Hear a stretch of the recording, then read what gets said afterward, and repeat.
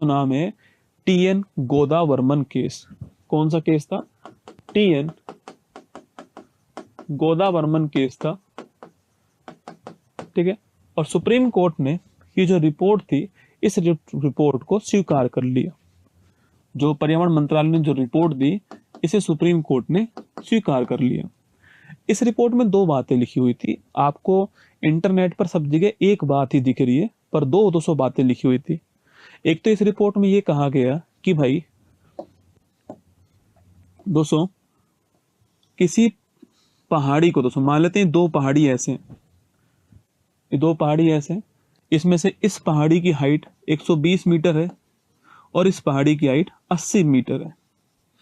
तो इस रिपोर्ट में कहा गया कि जिस पहाड़ी की हाइट 100 मीटर से कम है, वो पहाड़ी अरावली पर्वत श्रृंखला का हिस्सा नहीं मानी जाएगी। तो इसमें एक तो ये कहा गया रिपोर्ट में कि 100 मीटर से कम ऊंची पहाड़ी को अरावली पर्वत श्रृंखला का हिस्सा नहीं माना जाएगा, पहली बात। सेकंड दोस्तों बात ये कही गई कि क्योंकि अरावली दोस्तों बीच में क्या बन चुके हैं, गैप बन चुके हैं। मैंने कहा ना अपरदन हो चुका है, इरोजन हो चुका है आपके, तो ये एक पूरी पर्वत श्रृंखला के रूप में नहीं है, ठीक है। तो बीच बीच में गैप भी है। तो इसमें कहा गया कि सो मान लो ये एक श्रृंखला है अरावली की और फिर ये श्रृंखला है, इन दोनों के बीच में 500 मीटर से अधिक का गैप नहीं होना चाहिए। अगर 500 मीटर से अधिक का गैप है तो भी वो अरावली नहीं मानी जाएगी। तो इन दोनों के बीच में 500 मीटर से अधिक का गैप नहीं होना चाहिए, ठीक है। इसके ऊपर ज्यादा वो नहीं हो रहा, क्योंकि ऐसा बहुत रेयर है कि आधा किलोमीटर से अधिक का गैप हो, ये तो बहुत ही कम है। लेकिन सबसे अधिक जो विवाद है आपके वो इस पे हो रहा है कि 100 मीटर से, क्योंकि इसका अपरदन बहुत बड़ी मात्रा में हो गया, बहुत पुरानी है। मैंने कहा ना मानव के इतिहास से पुरानी है। सो मानव क्या है, साइंस के विकास से मानव में आ चुका है मतलब अहंकार। मानव को लगता है कि उसने प्रकृति को जीत लिया है, लेकिन प्रकृति समय समय पर मानव को उसकी औकात दिखाती रहती है। आप उत्तराखंड याद कीजिएगा, खूब विकास किया हमने, क्या हुआ? कुछ कर पाए हम लोग? कुछ भी नहीं कर पाए हम लोग। तो मनुष्य क्या है कि मनुष्य ये सोच रहा है कि उसने प्रकृति को जीत लिया है, लेकिन प्रकृति एक बार में मनुष्य को उसकी औकात याद दिला देती है। यहाँ पर यही हो रहा है। अब इसका अपरदन हो गया पर्वत श्रृंखला का, क्योंकि बहुत लंबी पुरानी श्रृंखला है, हवा पानी बहुत सारे तरीकों से टूट गई ये श्रृंखला। अगर ये वाली कंडीशन को मान लिया जाए तो राजस्थान की 90% अरावली जो है वो अरावली के अंदर रहेगी नहीं। अगर ये वाली कंडीशन को मान लिया जाए तो 90% जो भाग है ये अरावली में नहीं आएगा। और दोस्तों जितने भी नियम बने हुए हैं वो अरावली पर्वत श्रृंखला के संरक्षण के लिए बने हुए हैं, जैसे कि वन संरक्षण अधिनियम, माइनिंग पर दोस्तों रोक जो है कि इलीगल माइनिंग नहीं होगी। ये सारे नियम किसके लिए बने हुए हैं? अरावली पर्वत श्रृंखला के लिए। और जब वहां पे कानून लागू नहीं होगा, अगर सड़क पर आप चल रहे हो और हेलमेट नहीं पहनने का आपको कोई भी जुर्माना नहीं देना पड़े, तो 100 में से 90 लोग हेलमेट नहीं पहनेंगे। वही केस यहाँ पर है कि जब उनको पता लगेगा कि ये हिस्सा अरावली के अंदर आ ही नहीं रहा है, तो वहां पर इलीगल माइनिंग होगी ही होगी। माना कि सरकार ये कह रही है कि हम अरावली से बाहर नहीं कर रहे हैं, लेकिन सबके मन में डाउट इससे हो चुका है, ये 100 मीटर वाले से। दोस्तों अरावली जो है आपके यहाँ पर अगर इलीगल माइनिंग अगर यहाँ पर हो, ठीक है, अवैध दोस्तों खनन यहाँ पर हो, तो इसको काटा जाएगा। अगर अरावली नष्ट होती है तो क्या क्या प्रभाव पड़ता है आपको पता होना चाहिए दोस्तों, सुनिएगा। दोस्तों अगर अरावली नष्ट होती है, इसके प्रभाव सुनिए आप। एक्चुअली में क्या है कि हमें किसी चीज की कीमत तब तक पता नहीं लगती जब तक वो चीज हमसे दूर चली नहीं जाती है। तो अगर अरावली नष्ट हो गई तो होता क्या है दोस्तों, ऐसे अरावली है और इधर है थार का मरुस्थल। अब इस थार के मरुस्थल को आगे बढ़ने से, क्योंकि रेत ही तो है, सो रेत तो हवा आएगी तो रेत तो उड़ेगी, लेकिन इस अरावली के कारण ये थार का मरुस्थल आगे नहीं बढ़ पा रहा है। अगर ये अरावली यहाँ से कट गई तो ये सारी रेत जो है आगे बढ़ेगी तो मरुस्थलीकरण होगा, डेजर्टिफिकेशन होगा, मरुस्थल का विस्तार होगा और ये मरुस्थल उत्तर भारत में फैल जाएगा। सेकंड दोस्तों, यहाँ पर जो आंधी भरी, जो आपकी धूल भरी जो आंधी चलती है, ठीक है, लू जो चलती है, उसका ये अरावली उसकी स्पीड को धीमा करती है, अरावली उसको रोक लेती है, एक बैरियर की तरह काम करती है। अगर ये नहीं होगी तो ये सारी हवाएं, धूल भरी हवाएं, ये आपके लू जो है वो आपके उत्तर भारत की ओर बढ़ जाएगा। तो लू और धूल भरी जो आंधी है, इनका प्रकोप बढ़ेगा।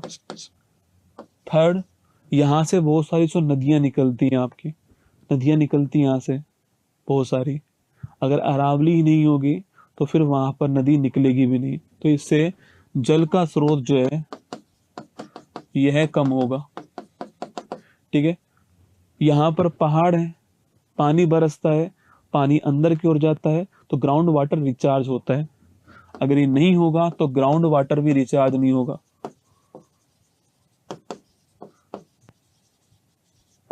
ग्राउंड वाटर भी आपके रिचार्ज नहीं होगा। ठीक है, अगला दोस्तों, आपके यहाँ पर अगर आप अरावली पर्वत श्रृंखला होगी नहीं तो यहाँ पर वन्य जीव, जीव जंतु, इन सब में कमी आएगी। इसे बोलते हैं जैव विविधता कमजोर होगी, बायोडाइवर्सिटी हमारी कम होगी। नंबर 6, मानसून पर प्रभाव पड़ेगा। दोस्तों अरावली जो है वो मानसून के लिए बहुत जरूरी है। अगर आपने मानसून पढ़ा हो तो अरावली मानसून के लिए बहुत जरूरी है। अरावली नहीं होगी तो मानसून पर जो है प्रभाव पड़ने वाला है। तो कुल मिला के दोस्तों, आपके जल संकट की स्थिति उत्पन्न होगी, भूमि जो है वो सूखा बढ़ेगा भूमि में। भाई जल संकट की स्थिति उत्पन्न होगी, सूखा बढ़ेगा भूमि, सूखा बढ़ेगा तो खेती कमजोर होगी। जल संकट हुआ, ठीक है, जल से कृषि संकट होगा, कृषि से जीवन संकट होगा। जल से कृषि संकट होगा, कृषि से जीवन संकट होगा। तो अरावली दोस्तों केवल कोई पहाड़ी नहीं है, अरावली कोई पहाड़ी नहीं है जिसको आप कागजों में जो है तय कर लो कि ये चोटी 98 मीटर की है तो अरावली में नहीं होगी, ये चोटी 102 मीटर की तो अरावली में होगी। केवल पहाड़ी थोड़ी है अरावली। अरावली राजस्थान का स्वाभिमान है, भारत का स्वाभिमान है, हमारी आन बान शान है अरावली, हमारी संस्कृति की पहचान अरावली है।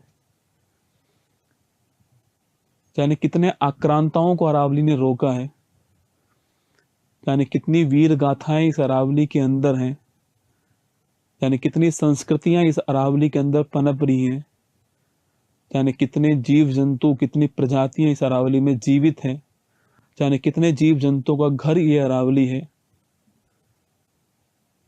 वो प्रकृति का मनोरम दृश्य इस अरावली में देख सकते हो बारिश के अंदर। वो लू के थपेड़ों से ये अरावली हमें बचाती है। ये केवल कोई पहाड़ी थोड़ी है, ये हमारा रक्षा कवच है, ये हमारा रक्षा कवच है। एक पहाड़ी नहीं है कि जिसको आप कागजों पे डिसाइड कर लो कि 100 मीटर से कम वाली अरावली नहीं होगी। ये रक्षा कवच है। माना कि पर्यावरण मंत्रालय ने ये कहा है अभी कि अरावली को कोई नुकसान नहीं होगा, पर कहने से कुछ नहीं होगा, क्योंकि सबके मन में शंका उत्पन्न हो चुकी है। अब उनको करना पड़ेगा, एक ऑफिशियल नोटिफिकेशन जारी करना पड़ेगा या इस परिभाषा में चेंज करना पड़ेगा, जिसमें से जो मीटर लिखा हुआ है इसको हटाना पड़ेगा।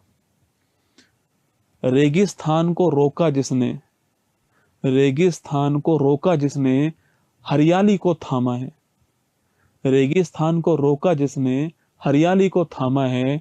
अरावली के बिना कल, जो हमारा आने वाला जो कल है, जो भविष्य है, अरावली के बिना कल सूखा ही हमारा ठिकाना है। धीरे धीरे सारा सूखा हो जाएगा, बंजर हो जाएगा इस अरावली के बिना। तो ये पूरी कहानी थी अरावली की। अरावली क्यों हमारे लिए महत्वपूर्ण है, अरावली के न होने पर क्या संकट उत्पन्न हो सकता है। और अरावली कोई पहाड़ थोड़ी है रसगुल्ला, ये तो हमारा स्वाभिमान है, ये हमारी अरावली है। तो मैंने, क्योंकि टॉपिक चल रहा था इसमें, तो मैंने आपको समझाने का प्रयास किया। बाकी ऑल द बेस्ट आप सभी को। और जय हिंद आप सभी को।